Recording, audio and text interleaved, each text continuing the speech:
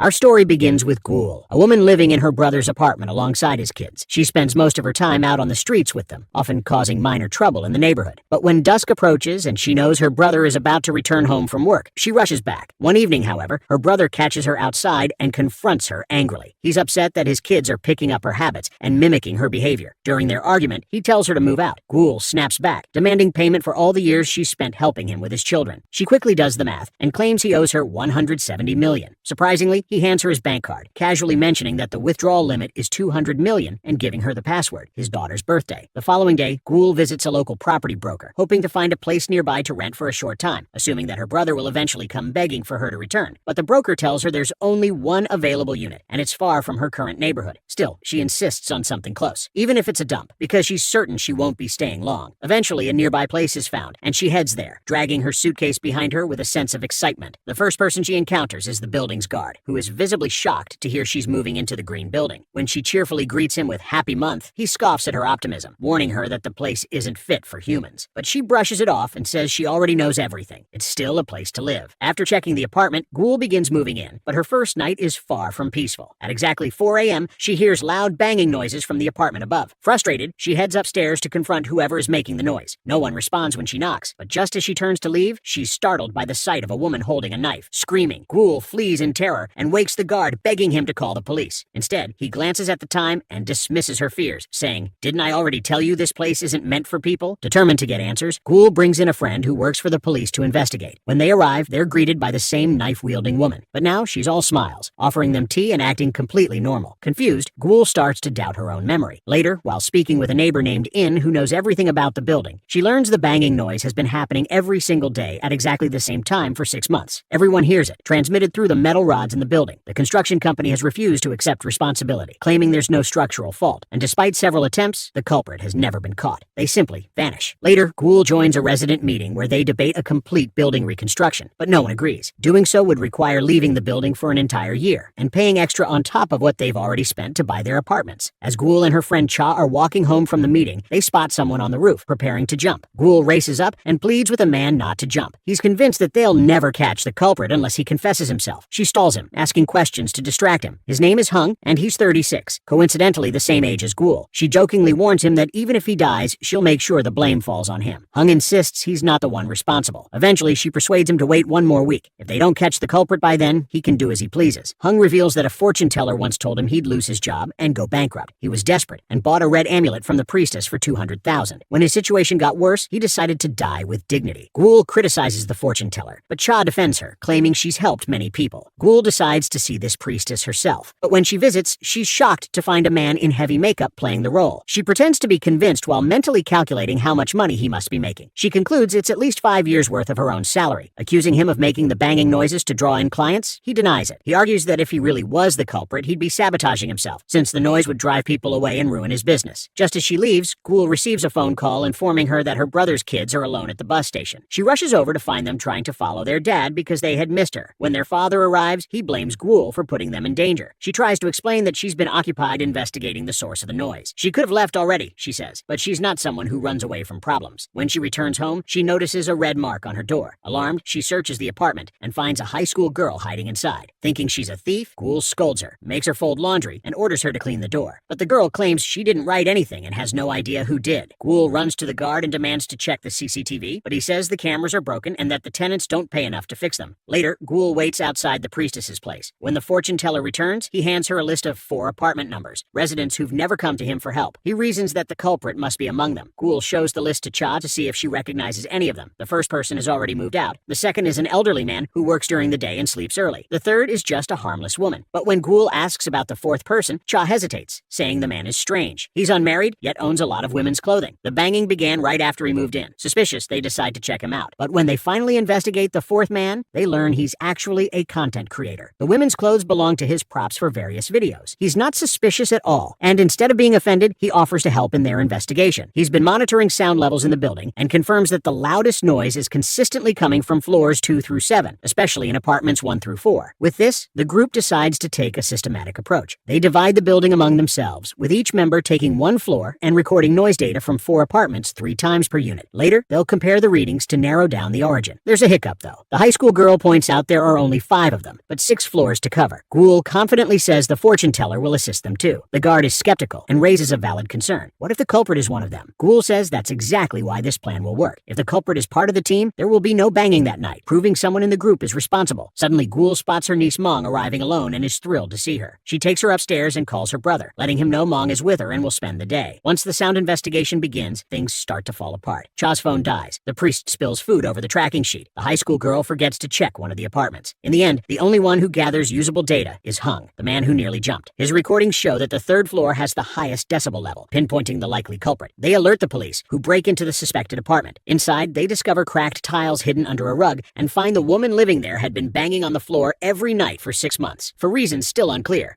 She's taken to the station for questioning. When morning comes, Hung tells Ghoul that he's heading to the roof again, as promised. She tells him plainly, "Unfortunately, you can't. I locked the rooftop door. Besides, I need help with cleaning." It's her way of keeping him grounded. Shortly after, Ghoul takes it upon herself to fix the building's elevator with her own money so everyone can benefit. While waiting for the work to begin, she notices a woman heading upstairs. Ghoul kindly suggests taking the elevator, but the woman flees upon hearing her voice. Ghoul gives chase and finally catches up to her, only to find it's actually a man disguised as a woman. He confesses that he's a squatter hiding in apartment 202. He asks if Ghoul was the one who called the police the night before. When she proudly admits it, he becomes angry and yells, "She's not the culprit, you fool. I'll tell you the whole story." He explains that he always sleeps with tissue stuffed in his ears to block out the noise. But the night before, the banging was unbearable. When he went to check, he found someone actively hitting the wall inside his apartment. He hid until the police arrived, and the noise stopped. Now, realizing the woman wasn't the true culprit, Ghoul runs upstairs, finds a bat on the ground, and marks on the wall. She taps the bat against it and hears the same sound from previous nights. It matches exactly. Ghoul races to the guard station and informs Cha and the rest of the team. She tells the guard what she's uncovered, and he calmly replies that their plan must have been leaked. There's a spy among them. Suddenly, a bucket of cold water is thrown in her face. It's the woman they'd reported earlier. Crying, she asks,